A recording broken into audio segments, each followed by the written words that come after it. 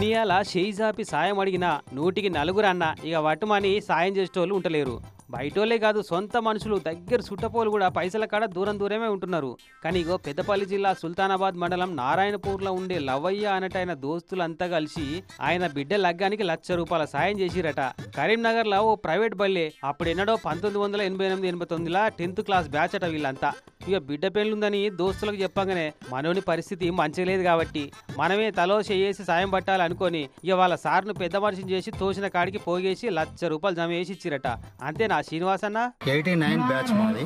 మా మిత్రుడు కొంచెం ఆర్థికంగా కొంచెం తక్కువ ఉన్నాడనే ఉద్దేశంతో మేమంతా కలిసి తలా మాకు వీలైనంతలో చేసి ఆ కూతురు వివాహానికి ₹1,00,000 మేము సహాయం చేయడం జరిగింది. చేసిన సాయం చెప్పుడు కరెక్ట్ కాదని తెలుసు, కానీ ఇట్లా చేసిరని తెలిస్తే ఆపత్తులున్న సోపతోళ్లకు సాయం చేయాలన్న ఆలోచన పుడుతుందనే వీళ్ళైనా మేమైనా ఈ ముచ్చట మీదాకా చేరెత్తున్నాం. గంతే.